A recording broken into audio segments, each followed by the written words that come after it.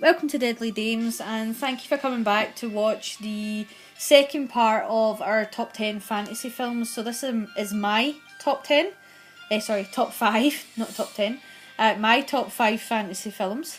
I started with a movie which I loved as a child and I still love as an adult, and that is The Princess's Bride. Now look, I might just turn this, see if I can get the glare away a wee bit. No, that's better.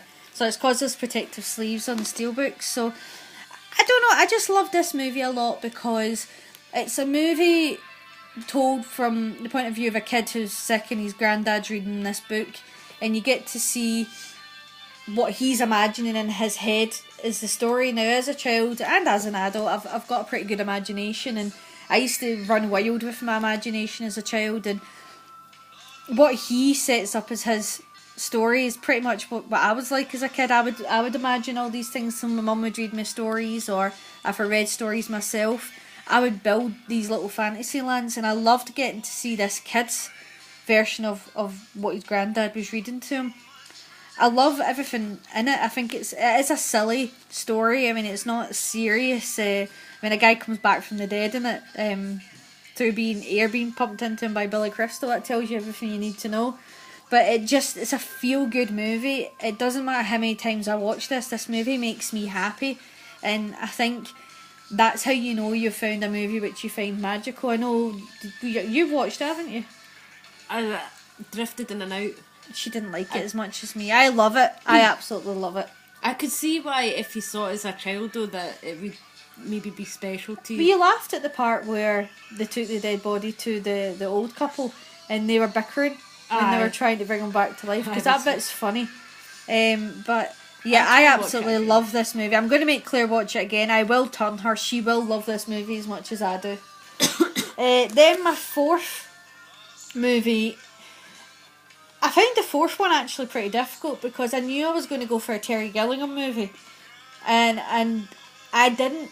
Originally I was going to go for Time Bandits, but then I remembered that as much as I watched Time Bandits when I was younger, it wasn't Time Bandits that I watched repeatedly. It was Adventures of Baron Munchausen. Or you hate the way I say Munchausen. Munchausen? Is it? Say it properly for me. No, just matter. Say it. Munchausen, right? But this was the one I had on VHS, and this was the movie that me and my sister watched repeatedly. It was always our go-to movie when we wanted to watch one together. So there was a couple of movies that I shared a room with my sister when I was growing up, and that's why a lot of the movies which I've seen with her, and a lot of them have like good memories of me and her watching these movies together and just laughing at them and loving them. But there was only so many movies where we wouldn't fight over which one we were going to watch, and Baron Munchausen was always one of those ones that was like our go-to movie because we both loved it. I love that this is a story where it may or may not have actually happened, because he's a liar and you don't know whether it's real or it's not real. And as a child I just loved it, a bit like Time Bandits, so that it jumped through different stories. So obviously you've got him going to the moon, and you've got him on going down to hell where he meets Oliver Reed, and then you've got him going on all these different adventures. I just love that it's extreme. I mean, it's ridiculous, like the stuff that they do in it. But if you're going to lie about your adventures, then you may as well make them ridiculous, and just go the whole hog and be as extreme as you like. You liked it, didn't you? Did you I did enjoy it. It was one of those films that, like, when I started watching it, I thought, I don't know if I like this film very much. But, you know, some of it was really, really funny. I liked it. I like how he gets all the ladies. Ooh, lovely ladies. You know, we got a very, very young Uma Thurman in this. Like, an extremely young Sarah Polley in this. But, I mean, it's got, because it's Terry Gilliam, it's got a good few of the Monty Python guys in it. Kaido is obviously the guy that can run really fast in this. I love that all of his friends are ridiculous. I mean, you've got the strongest man in the world, the fastest man in the world, a man with big ears, a guy that can shoot something from millions of miles away. And I just love that they are all extreme characters. Nobody's like a mediocre character. They're all crazy. Just normal. They've all got some weird... You've got crazy Robin Williams who can detach his head and float about the place in the moon. I mean, I love how he travels like as an old man to go and try and find his friends, and he finds like his ancient friends, and like the guy with the most powerful hand's death and stuff. It's just funny that they've done that. I just really enjoy this movie, and I've got a lot of great memories of me and my sister just sitting watching it. And as I said, it was a toss up between this and Time Bandits, but when I was a kid, I never really got Time Bandits. I enjoyed it, especially the scene where, I enjoyed all of the little people. I'm not really sure how. Little people, we'll go for that. I enjoyed all of them, and I enjoyed the scene on the ship where the guy's like in pain and he's coughing and stuff. But I didn't get the whole, it's like the good and evil aspect of it, because I was too young to really understand it. And it wasn't until I was an adult when I watched Time Bandits that I appreciated how good that movie is. And that's the reason why I went for Adventures of Baron Munchausen's, because I loved this as a child. Even though I didn't get everything that happened in it, I still loved it. I loved everything about it. I was so happy when I found it on Blu-ray. Remember, I was like, came running into the car with it. Yeah, came running in the car with this, Who Framed Roger Rabbit on Steelbook, and Commando on Steelbook for you. Mm-hmm. I'd love a Steelbook of this if I could get it. But for now, I just love having the Blu-ray. And so that's my position 4. So on to 3, and this is the one which is actually the same as Claire's. This is another movie which I watched as a child, and I can see where Claire's coming from when she said that she didn't really love this film until she watched it as an adult. However, I really did love it as a child. The whole fantasy aspect of it, I completely loved. I didn't get the love story really, because I was too young to really understand that. And there was a couple of things that happened with like the fairy and Gump and stuff like that I didn't really get until I was an adult. But I got the good against evil part, and I love the colours, I love the fairies, I love the goblins, I love Meg Mucklebones, Lord of Darkness. He scared me as a child, and he still kind of scares me to today. He's just a presence that's scary. And it's quite a dark film though, because I was thinking about after everybody freezes in the video, and it's quite a dark film. I mean, even like the world that it's set in, it's not like, oh, the hills are all green and the sky is bright blue and it's always sunny. It's and one everything's extreme to wonderful. another. It's and there are like the unicorns and the forest. It is pretty, but it's not like really bright. It's quite a dark looking film. Well, it's bright with that part. It's bright before she lures in the unicorns, and then it goes dark. But I think what she's meaning is when it goes dark, it goes really dark. It is quite a scary story. I mean, it's got like obviously the corruption of innocence in it, and I mean, I didn't really get that part until I was an adult, and I appreciated it 100 times more as an adult. But this is another movie I had on VHS and watched with my sister, and it was another one that we did not argue over when we were going to put it on, and I've just got so many good memories of.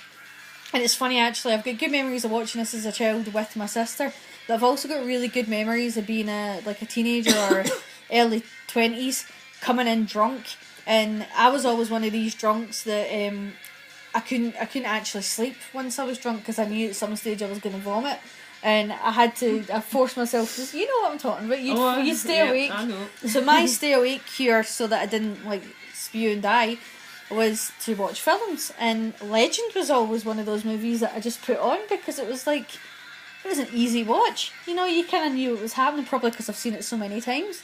You kind of knew it was happening, so I didn't really have to 100% be fully conscious to understand what was going on. But yeah, I can watch this movie. I at least watch this movie once a year, if not more.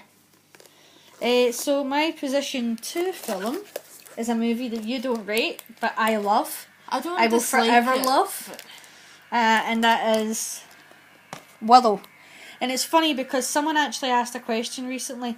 Out of all the movies in the world, if you could see a sequel to something, what would it be? And I said Willow, but it's not actually Willow that I'd like to see. I'd like to see what happens next with like the princess and then the baby, and I'd like to see that universe expand.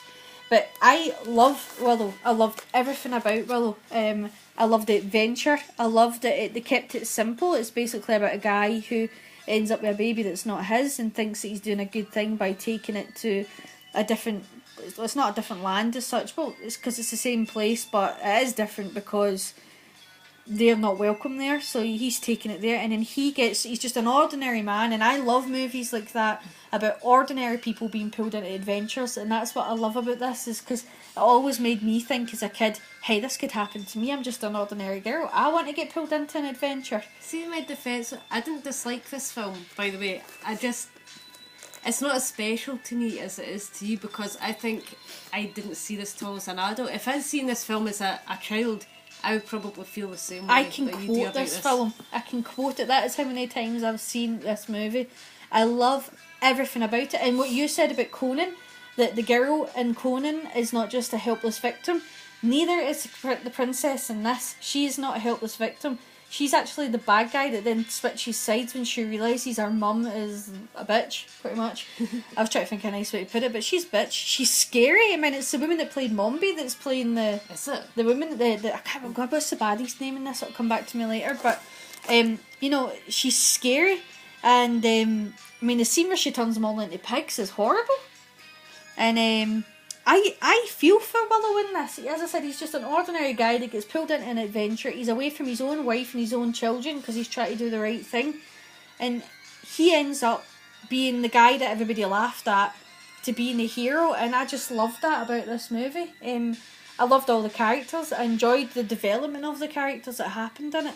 And I would have loved to have seen a sequel. And I said, maybe not necessarily a story about Willow himself, but a spin-off to maybe see what happens with the princess and Val Mordigan, I can say his name, and the baby. I want to see what happens after that. But yeah, love Willow, and if you've never seen Willow, I would just go get a copy right now. But on to my number one, and it was always going to be my number one, because this is a movie which I probably watch. How many times do I watch this? It's ridiculous. Labyrinth, which is the soundtrack I'm listening to just now. We kind of gave away our top 5 by playing the position 1 soundtracks, but love Labyrinth. I can sing every song to this, and I sing it all the time, and you get really annoyed at me. Mm-hmm. It's like wee things when she'll say, "Oh, you remind me," and I'll go, "Oh, the babe," you know, and I literally just sing all the words. Says, "Oh, you don't want to go down that way." You know, we can't go down that castle.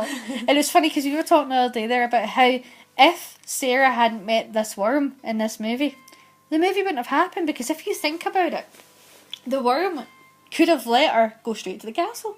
Mm-hmm. But he didn't. He sent her into the labyrinth, so that's how she met Hoggle and Ludo and the cat, who I can't remember the name of right now.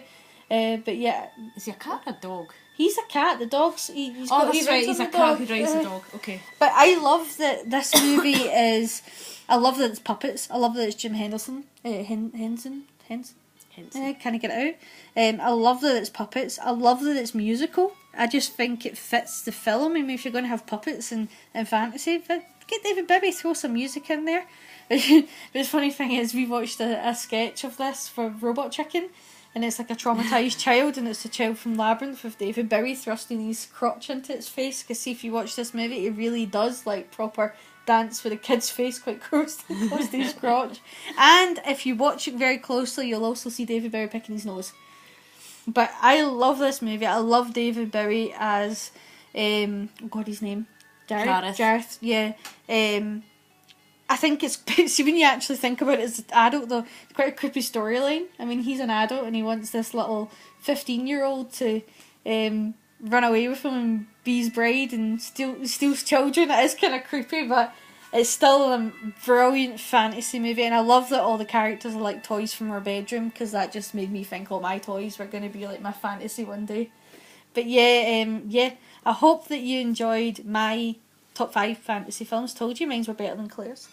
But yeah, want to leave any comments? Leave them below. I really want to watch Labyrinth now. Can we watch Labyrinth now? And thanks as always for watching our videos. Please like and subscribe, and take care.